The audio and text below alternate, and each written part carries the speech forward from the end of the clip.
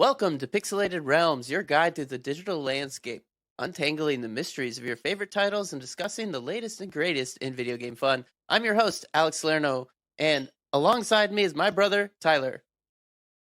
Hello, hello. Welcome back, everyone. Hey. So, yeah, everyone listening probably right now is like, what the heck is going on? First off, why is this labeled as episode number 4, not number 3? And also, why so long between episodes? Well, it was just a series of unfortunate events cascading. So the first one is actually pretty funny. So we actually did record an entire third episode, and turns out the technical error, we didn't get any of it on tape. Wah, wah. Yeah, the classic. I sent it to Tyler, and he's like, "There's nothing here." I'm like, "What do you mean there's nothing here?"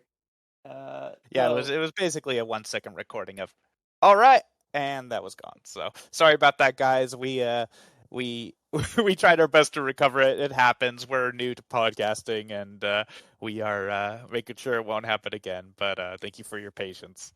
Yeah, sad to see some lost content, but you know what? It happens. So that was 1 week we lost, and then we had a series of family emergencies to deal with, including, sadly, a loss in the family. So we couldn't record during that time period either. So it was just one thing or another. So apologies about that up front. We're going to try and remain a bit more consistent from now on.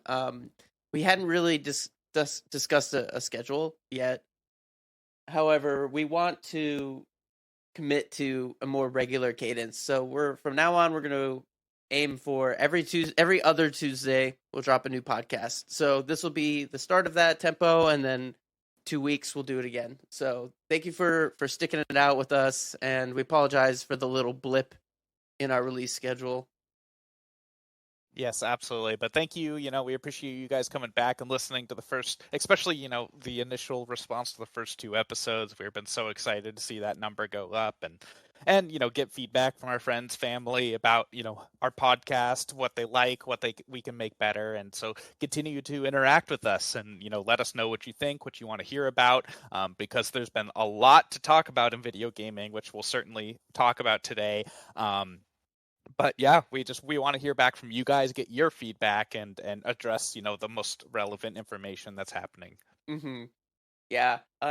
First, I do want to try and do like a really quick recap of what we talked about in the quote unquote lost episode. Nothing too in depth. We did talk about patching, which was the original goal of that, but we mostly talked about Remnant 2. So I do want to talk about that a little bit before we move on to our more current, information. Yeah. I think that's a really good place to start, mainly because one, episode 2, we talked about Remnant 2 being a highly anticipated game, and funny enough, since episode 2, we've had a chance to play several of our most anticipated games. But Remnant 2 is a game, as you guys heard in episode 2, I really knew nothing about. Alex was really excited for it. We chatted about it and got into some details. Well, to be perfectly honest, I was absolutely floored. Alex and I easily put in over 30, 40 hours in the first couple of weeks on that game. We beat it. We played a lot of co-op together. We played a lot of solo. An incredible game, without a doubt. What were your initial thoughts, Alex?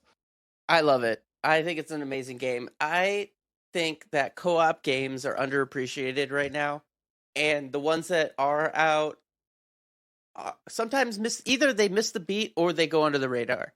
And so I'm so glad to have a really fun co-op experience that reminds me, and I do not say this lightly, reminds me of the old days where we would play like Gauntlet Dark Legacy and Dungeons and Dragons Heroes, right? It had such a feel of that dungeon crawler, but like character building, well being also a beautiful game with really compelling combat and class structures. I mean, like, of course we could spend the whole 45 minutes today talking about an in-depth analysis of the game, but just a few things that stood out to me that were just so impressive was one, the way that the archetypes, it's essentially your class in that game. The way the archetypes worked was just so fun. And you start out with one and you get to know it, but then you quickly are able to have the ability to have a second archetype. And so not only that, but besides the 4 or 5 starting archetypes, there was like, I want to say 4 or 5 secret archetypes that you could unlock through in-game activities. And so that like old school style, like play to unlock more, and then you can, customize your character. It was just so fun. It just felt so good to finally be able to like have some freedom with your character. And not only that, but you could change your archetype like mid level. Like there was no on restrictions the fly. on that. Yep. So it was so, maybe I was playing with Alex, I'd switch to a different archetype that more complemented a 2-person playstyle. Yeah. Well, and you had 2. You could do 2 at the same time, so you could make builds around that, but you never felt like you were restricted because you could change them on the fly. So you're like, all right, is this working? It's not working. Switch it up, switch it up, switch it up. And then we'd find something that works, and it was awesome. Yeah, I was so impressed by that just initially. It's not like they were overly complex or anything like that. They were pretty, fairly simple classes. But, just on top of that, you had this incredible kind of, what do we call it? It's not a random generalization, not, it's not a RNG level creation, but there was this sort of modular aspect to the way the levels were designed. So you would basically go into your career mode or your adventure mode, and they would generate these maps with certain pre-done assets. And although, like, for the first maps Alex and I played, they were in the same quote world, so it was kind of the same elements that you saw there, but we had completely different quest lines. And so I was just amazed by the functionality of being able to like generate these very detailed, beautiful levels, but they still were so unique, and the replayability was just unbelievable. Yeah, it made it feel fresh every time you played it. And it's like, we can talk about this too, where we would kind of hunt down certain items that we wanted for builds and stuff like that, but we would refresh everything to get that build, and it would feel like a whole new run and a whole new game, because like, I don't know what quest lines I'm going to get this time. I don't know what combination of dungeons that were going to be generated into my world and stuff like that. So it was really fun and refreshing to kind of have it. Like, it wasn't so different that you were like re-rolling the world like 1,000 times or anything like that to try and get the right one, but it was just different enough that it didn't feel like repetitive, right? And you're not like, oh, this is the same old stuff, same old thing I've seen the whole time, whatever, blah blah blah. It never felt that way. And I mentioned this in our last episode. The only game that I can think of that did this that well has to be Diablo 2. Because in Diablo 2, it had a similar system where there was certain landmarks, and for anyone who's played the game, you know what I'm talking about. There was certain landmarks that had certain calculated conditions that always had to be met. Sometimes it had to be facing the northern direction or whatever, but everything else around that was able to be randomly generated. And so it creates this amazing diversity in the game that feels so replayable. And nowadays in these 3D generated, beautiful landscapes we make, that is such a hard thing to ask for. And I just think they did a almost damn near perfect job with that. Yeah, the game is so fun. And I mean, just jumping in and out of each other's games was very nice. And like being able to say like, hey, I'm just grinding out this thing or whatever. And you're like, oh, I'm jumping in to do this. Oh, hey, I need to do this. And it was just like, never once. And even so, okay, so never once did it feel like we were conflicting, like our goals were ever conflicting. And on top of that, it did not matter if I'm level 1 and you're level 30. You can still get something out of it, and I still get something out of it. And so, and it does a really interesting job of what's the word I'm looking for here? Like adjusting the difficulty. So you're not like the level 30 guy wasn't like destroying everyone while the level 1 guy was like doing no damage, or vice versa. It was, I mean, there was obviously like benefits to being a higher level, but it adjusted it in a nice way that you weren't I don't know. You didn't feel unbalanced ever. Scaling didn't feel wrong. Yeah, thank you. It felt Exactly. balanced. And that does, excuse me, that does remind me, I thought it did a really good job. So it's labeled as a Souls-like, as we discussed in our previous episode. But one of my biggest criticisms of all Souls-like games is I just cannot stand the way that co-op is done. I understand why it's done the way it is. You're right. But like sometimes you just want to jump into a game with someone for 5 minutes, have fun with them, and leave. And in this game you can do that. It's that hop in, hop out, shared experience, shared items. In Dark Souls, if any Dark Souls players out there, or Elden Ring, you know how that is tied to an item, tied to this, specific conditions in certain places, allows for invasions, all that stuff. And personally, that system doesn't appeal to me. And the way that Remnant handled it was so much more adjustable and flexible, I guess is the word I'm looking for. And they both have, their strengths and weaknesses and stuff like that. But for what this game is trying to be, which is a fun co-op RPG kind of experience, like it totally nails it. And like it's Souls-like. It is very hard. The bosses are very difficult. But a lot of like Dark Souls purists are going to be like, blah, blah, like it is not anything like this. And it's like, okay. Like I get it. We're being pretty liberal with the word there, but like, it, it has the fires and the campfires and stuff like that. And then it has the checkpoint system. Yeah, exactly. It has the difficult enemies. You have so many healing potions you can use per time. Like it has those similarities. But Absolutely, it totally nails it. It's super fun. If you haven't tried out or seen Remnant 2, highly recommend picking that game up.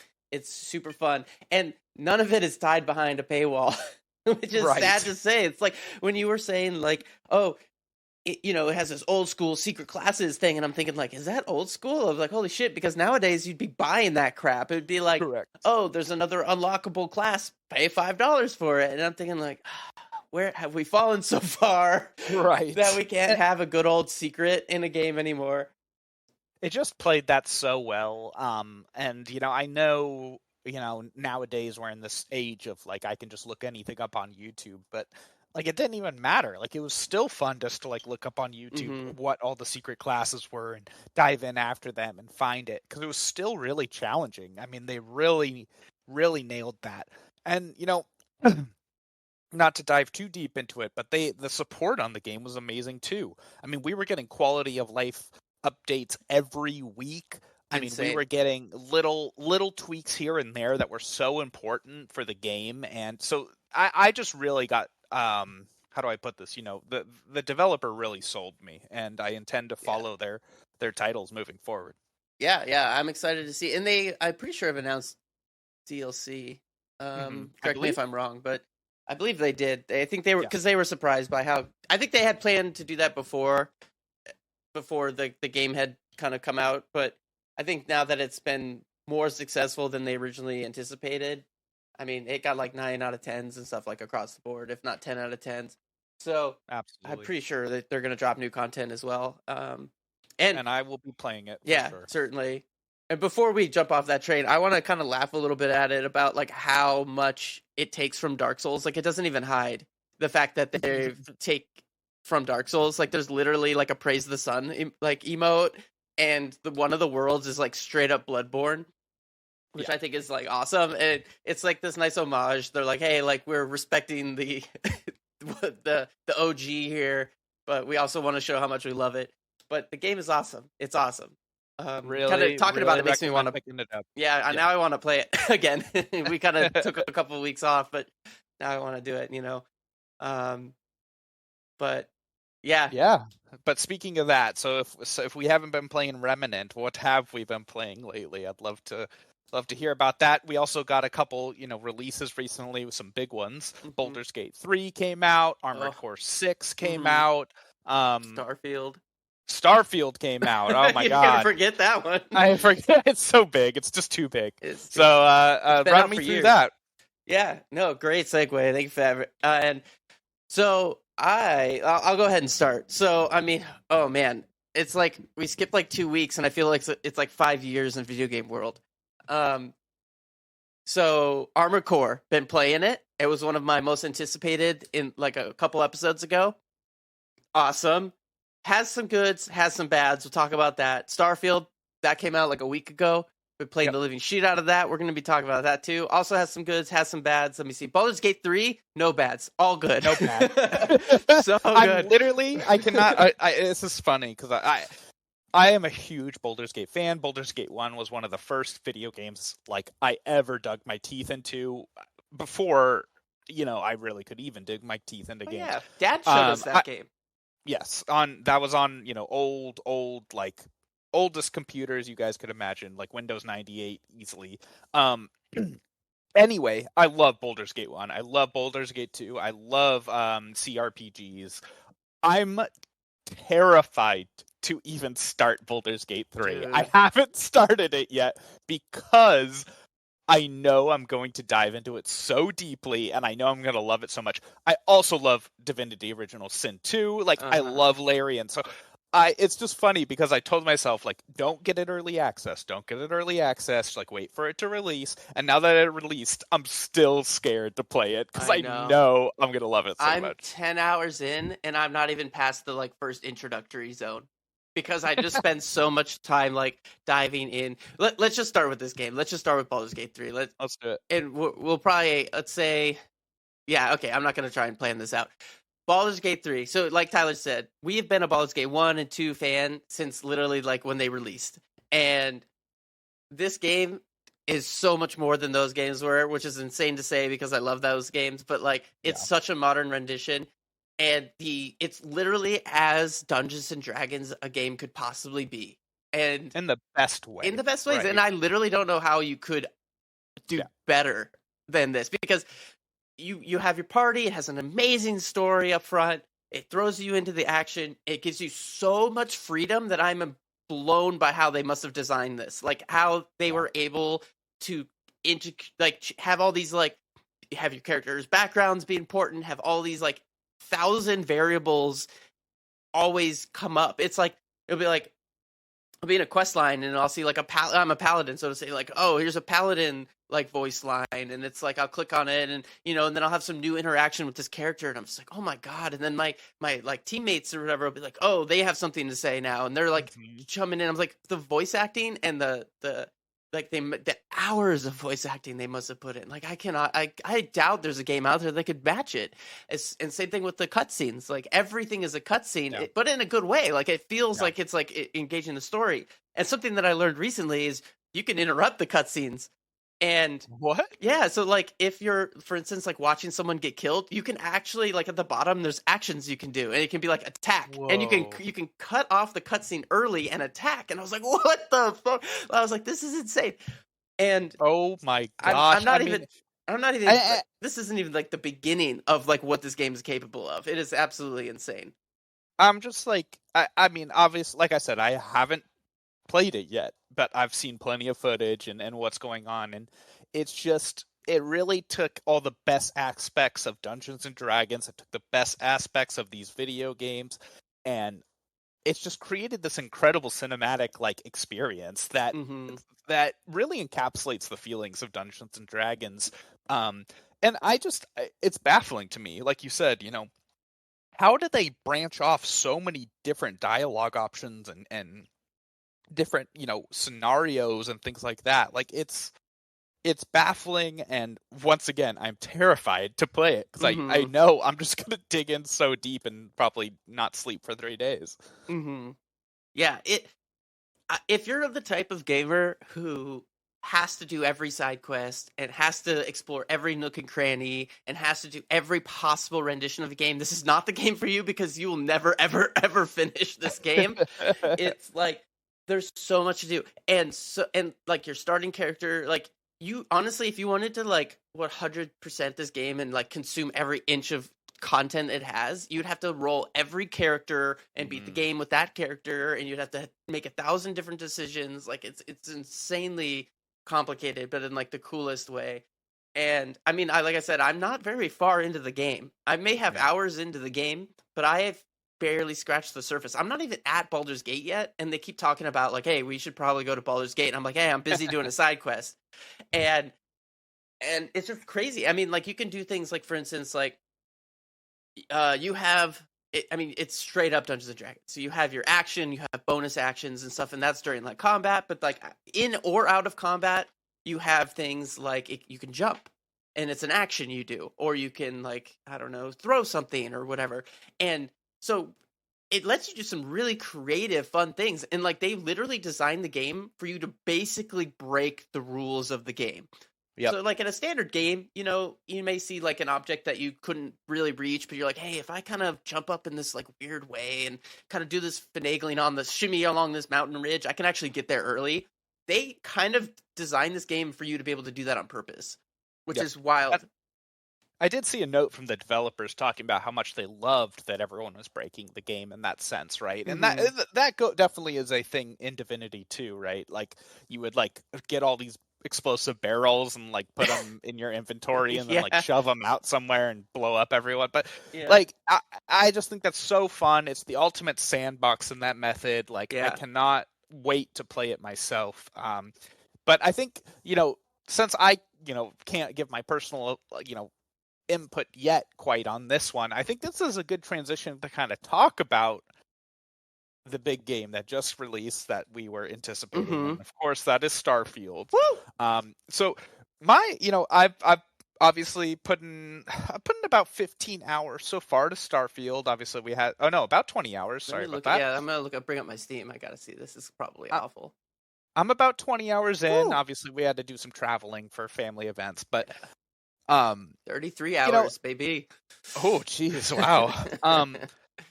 I have been following, you know, the online conversations fairly closely with this game, and I you know, there's a lot of agreement and disagreement. I think it's a really incredible game that they've crafted. It really has some like groundbreaking ideas to it and some really amazing things.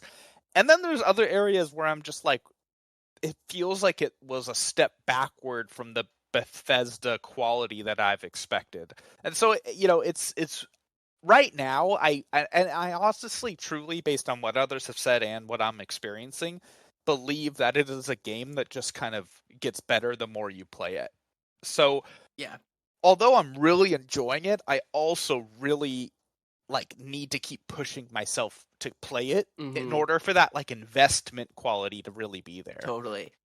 It's funny that the way that you like phrased that you said like the quality wasn't there, and it's so funny. I almost think that it's like almost reversed for me, where it seems like a really high quality game as far as like the mechanics and stuff like that. I haven't really run into any bugs, which is so unusual for a Bethesda game, right? Like usually, you know, the clipping is usually horrible, and the spawning of like your allies and stuff like all around you is known to be my allies are all over the place. And stuff like that. And I haven't had a single problem in this game with that.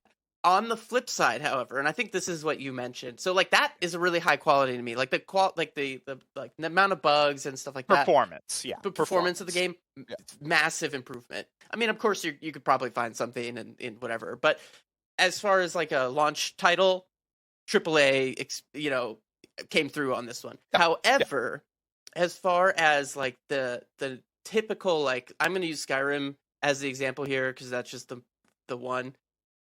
And so like the Skyrim narrative and the Skyrim kind of how do I say this, like exploration adventures that you have, where like you walk in any direction and within 10 minutes you're on a new adventure you didn't expect to be on, right? Absolutely. And you're like, oh shit, some guy ran up to me and told me that this thing happened, or I ran into a cave, or some bear attacked me and he had a note in his stomach or some shit. You know, you're just like, whatever. That absolutely does not happen in Starfield. You could be walking in any direction on a planet, even if it's a populated planet with a city, and for 10 minutes, and it's nothing. It's just barren wasteland. And you're just like, this is different. And I don't know if it's necessarily different good yet, or different. Like I to a way, like I keep trying to justify this in my head because I do really enjoy the game. Space and like Bethesda open world sandboxy kind of stuff is like so my alley. A dream. Yeah, exactly. But And I'm like, okay, maybe they're just trying to. This is like I was like, first off, I can't compare this to Skyrim. Totally different thing, right? So I'm like trying to get that out of my head. But second, I'm like, okay, it is space, which is mostly empty. Right. So like, are they just kind of going for realism here? And they're like, okay, like, hey, but at the same time, like, is realism fun? Right. Is That's the big question, isn't it? Right. I mean, I don't know. Just to go dive into what you were saying there, like to follow up on it a little bit. It's, I I think although it's harder to compare it to Skyrim, I don't think it's super hard to compare it to Fallout 4. true. I think a lot of this game reminds me of Fallout 4 in the sense that it's like I'm dropped into this world, I'm given this hub. I have all these crafting tables that I can choose to use or I can choose to not use. I have the skill system, that highly dictates how my character is going to play. And, that's a whole nother conversation, how the skills kind of play out. Mm-hmm. But Yeah. and to be honest, like to kind of counter your point, I have run into a lot of things that was like, I don't want to ruin anything, of course, but like, you run into this, you find these guys and they drop this notepad that takes you, that starts a quest, and that quest leads you to the secret base where you can get like some of the best gear in the early game.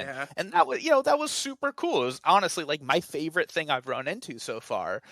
But like on the flip side, like you can like very easily not have noticed that. And like the way that they did the fast traveling is a little bit weird to me, because I think on one end they gave you all of the room to fast travel that is necessary for a game of this size, right? Like it's a huge game, and like I don't have the patience to like walk half a planet like every 5-10 minutes, like so having fast travel options is pivotal, right? Yeah. But if I can like fast travel inside of the cave to another planet's building, then I feel like I'm missing out on a crucial gap moments. And if we think about a game like Red Dead Redemption 2, right? Yeah. In Red Dead Redemption, this is one of my favorite active I don't even know what you call these, surprise quests, right? Sometimes in Red Dead you're just like walking down the street and someone's like in a gunfight and they start shooting you, and then you can shoot them, and you ended up saving like a couple and their kid, or these organically experienced parts of the world that make it feel alive. Exactly. And there are moments like that in Starfield. There's probably more than I've experienced so far, but if I didn't go out of my way to teleport to my ship, launch my ship, kind of wait around, and then warp, I wouldn't have experienced it. Exactly. And like the you bring up another point. So like the fast travel is superb, almost a little too superb, but the locomotion between that is awful. It's the only way to get around, as well as, I mean, maybe I can unlock something in the future, but as far as I can tell right now, the only way to get around is by walking. And so you land on these like barren planets sometimes, and I'll be like, all right, the thing I need to get to is 1,500 meters away from me. I'm walking for like minutes with nothing. It's a fucking barren wasteland. And I'm like, where's the fun in this? And like nothing's happening. Nothing, So, right. And that's kind of what you were talking about with Skyrim. It's like, or even Fallout, right? Where it's like you're walking and there's something, it feels like there's something happening that has nothing to do with you that you can interact with. Yeah. And in a lot of ways, like I don't feel that in Starfield. It's felt like every quest has been something that I have to be actively a part of and kind of make happen. You're the driving force of everything. Yep. And one thing I not to like linger on criticism too much, because we do really like this game, obviously, but I think it's important to talk about it, and it's okay to criticize things that you enjoy. Is like the main story. So I was like, okay, I want to just do the main story for a while. Like I think it's an important part of these kind of games to not like diverge too much, because then you're gonna lose yourself. So I did a good chunk of the main story quests. Anyone who's been playing the game knows that there's like one story quest that kind of like gives you something that is that you want to like kind of get before you start doing things.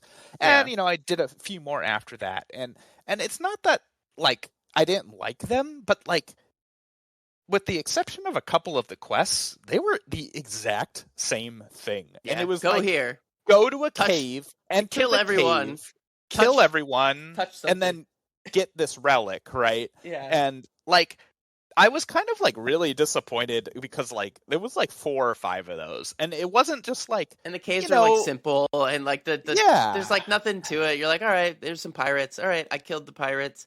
In the most recent ones I just did, there was I it's hard to say without ruining any aspects of the game, but basically you have someone hunting you, who want these relics.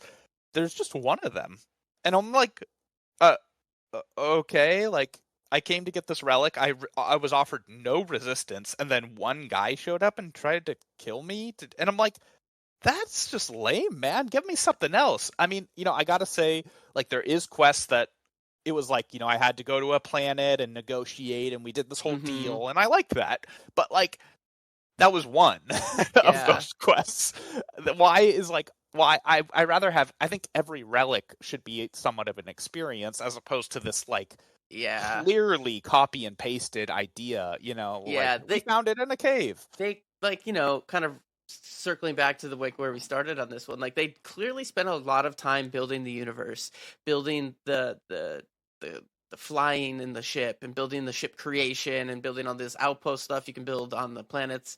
And then they got to the story, you know what I mean? Like, and then they started adding things in or whatever. And a lot of it does feel pretty vanilla.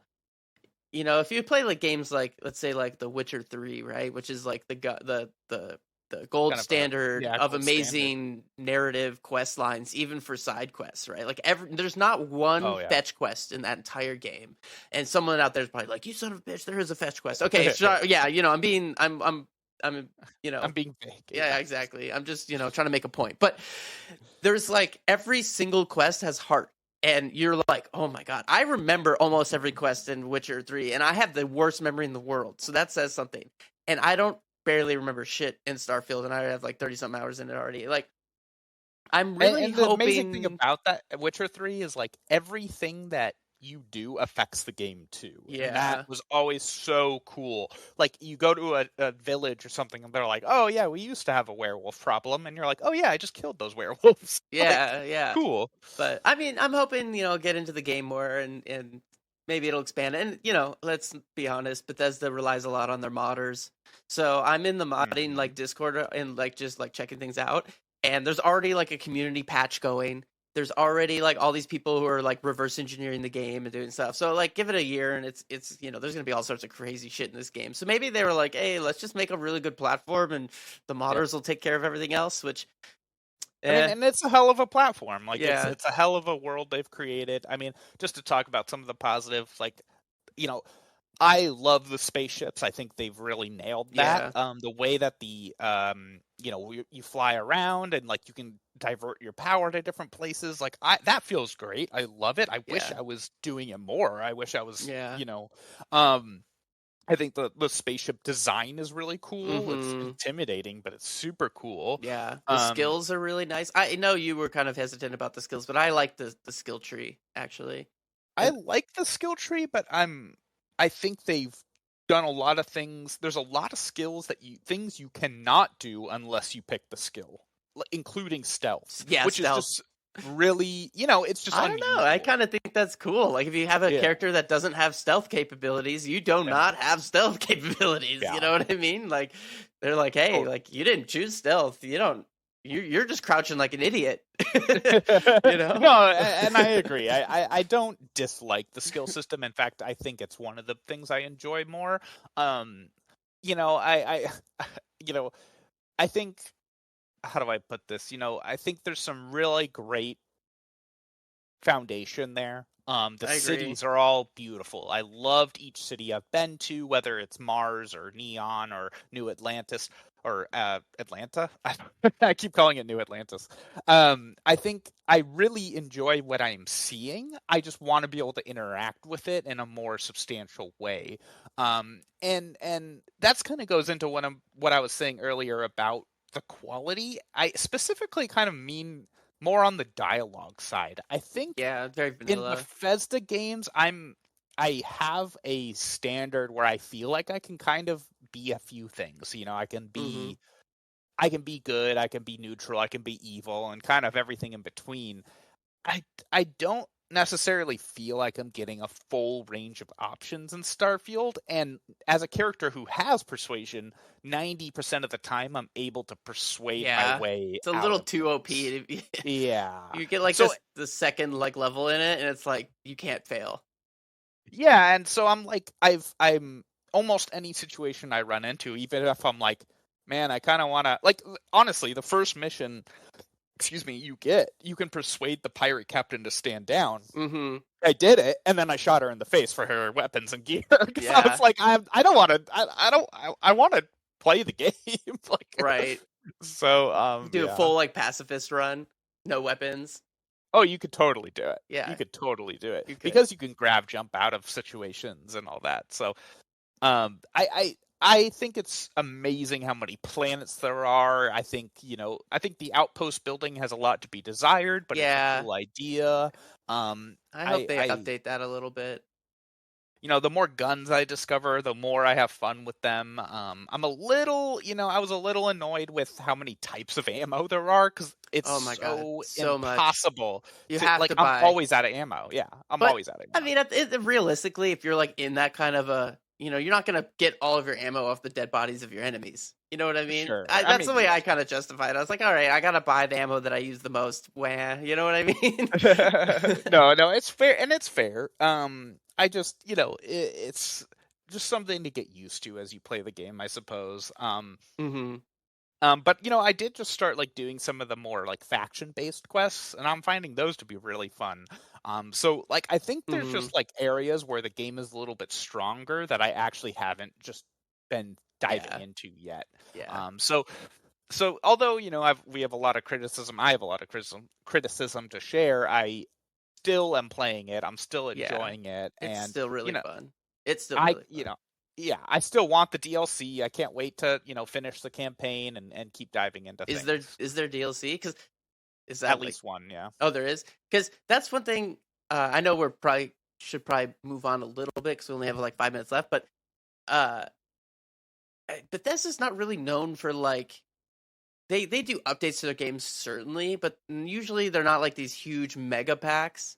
Well, think Um, about Fallout 4 because it's the most recent one. They had several yeah, DLC for that well, I one. guess that's true. I guess I'm Yeah. tripping because they did have the like base building DLC.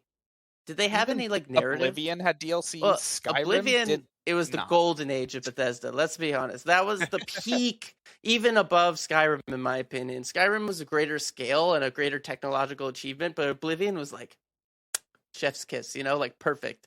It was like, It's such a funny game. Like I love it, but not to diverge too much. Like they definitely have at least one planned. I know that for a fact. But yeah, you know, we're definitely going to be modding the shit out of this. That's for sure. oh yeah, I'm even gonna try and give it a go, which I've never done before, which will be fun. All right, well, we only have a Lovely. few minutes left, and I did want to talk very quickly about Armored Core. Did you play it at all? Just on your Steam Deck the Oh, other day. okay. Because Yeah. that was one of my anticipated games, so I feel like Yeah. we should talk about it at least for like a minute. Yeah. And Armored Core. Where do I even start with this? So I've played the original Armored Cores, awesome. like Armored Core like 3, I think was like the best one back in the day.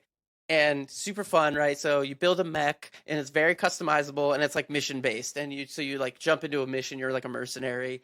And this is how it's always been, and this is how it is still in this game, right? And then you get like a grade. I don't know if you get graded in this one or not, but at least I haven't seen it. It doesn't do like the end screen with a grade on it. It does tell you how much money you like spent or whatever, your ammo and everything like that. But anyways, does it feel like an Armored Core game? 100%. They like very much made it like the same as I remember it being back in the day. Obviously with some like, it's obviously a new game now. It's not like old, but it's same customization. Even some of the same parts I remember, like the like quad Yeah. legs and the like different kind of like legs you can do and the different kind of arms and stuff like that.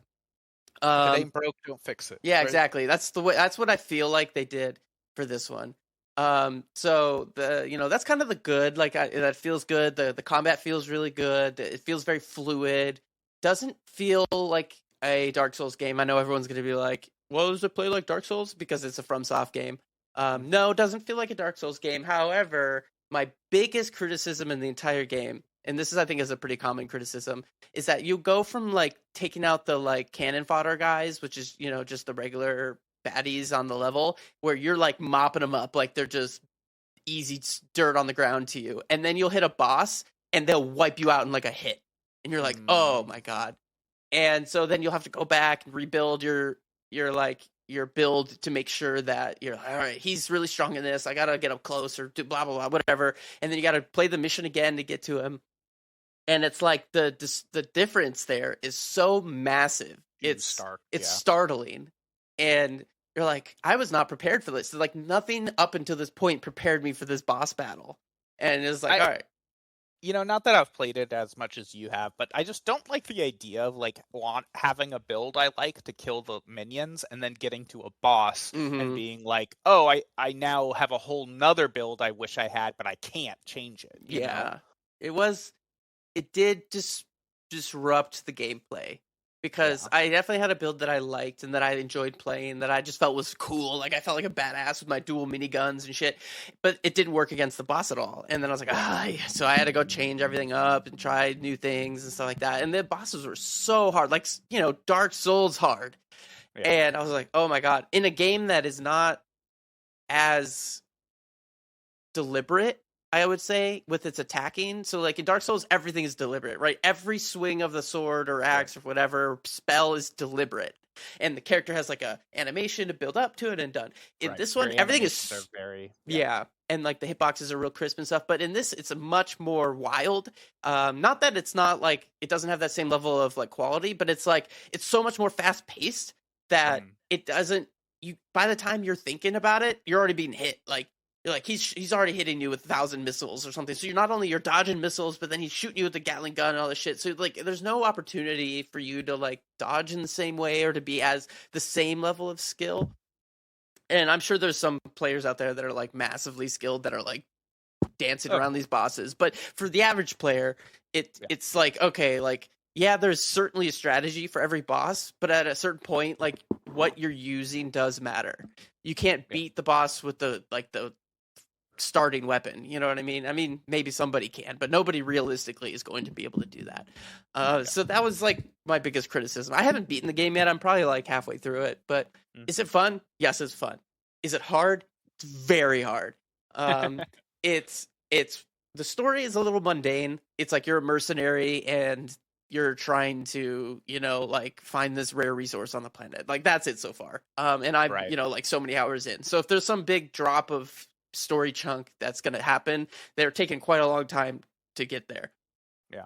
Um, Yeah, I mean, I'm really looking forward to picking it up. To be honest, I try to complete one game before I move on to the next, and the game I was completing, well, that game was being dropped, was Final Fantasy 16, and maybe we'll yeah. have more time to get into it on our next podcast here. But yeah, I was able to beat 16. I'm a huge Final Fantasy fan. I've beaten a majority of them. I thought it was a really enjoyable game. I thought it got better as it went, and it was beautiful. Probably the most beautiful Final Fantasy Mm-hmm. game yet, in my opinion, as far as looks and graphics go. I do have some soft criticisms, but all in all, I thought it was a really great experience. Mm-hmm. And highly recommend it for any of those JRPG fans out there. Um, Yeah, I still got to yeah, beat it. I'm like probably halfway. I don't know. You never know. I never know. yeah. Those games, like you never know until you beat it, right? Totally, But yeah. I'm still glad I gotta. beat it because this week I have another hugely anticipated game coming out. That's going to be Mortal Kombat 1. Any of my fighting game friends out there, I am so excited for this. Alex and I have both followed the Mortal Kombat franchise forever. I've definitely played into the the more competitive scene. I say that like being terrible, but like I do enjoy digging into it a little bit, having a main and all that good stuff. And so I'm really excited. It looks gorgeous. The roster is really amazing. The DLC characters look awesome. The whole Isn't Megan Fox in it? And yeah, so she's voicing Natara, sorry. That's an old character we haven't seen since the early 2000s. So I'm really looking forward to digging my teeth into that one. My main in MK11 was Jade, and she's not making an appearance in this one, so I gotta go through the fun process of picking a new main character, which I will definitely do while I play through the story. Until the DLC, and then they're like Jade, and you're like, I gotta learn her again. Well, yeah, I would be so happy. But I don't know if you saw, but like the other DLC packs are like Homelander and Omni-Man. Yeah, so it's gonna be so cool. Yeah. So I just love fun ones. I love their way of game making. I've always been a NetherRealm and a Midway, fan. So that one. We'll definitely update you guys on our next podcast how we're enjoying that. I'm sure I'll convince Alex to join me. Yeah, probably. I'm not a big fighter game guy, but I am a big Mortal Kombat guy. So I'm like, I don't really care for the fighter scene. You know what I mean? It's a big scene. Yeah, I'm not about that, but I do like the Mortal Kombat like lineage and the story, and I like the characters, and I do play those games, so I would be interested. Oh yeah, no, it's going to be a lot of fun. The story is really cool. I know, a lot of people have criticism of the story, but I don't expect it to be like amazing, but it's fun. Like they reset the entire timeline in the last game. Liu Kang is now an elder, basically a god. Raiden is now a normal person. I just think that's so fun. Just like wild. It doesn't have to make sense to me. I just love it. It's all about fun. So I'm really looking forward to it. Cool. Well, with that, I think we're gonna go ahead and close off the podcast because we're out of time. But I feel like we can all, video games. We could talk about it forever. So, thank you for joining us for this podcast. Sorry for delaying. We will be back, not next Tuesday, but the one afterwards. So, catch us then. So, don't forget to follow or subscribe to be notified when we post new episodes. You can also find us on social media at Pixelated Realms or Pixelated Realms Podcast. Thank you very much.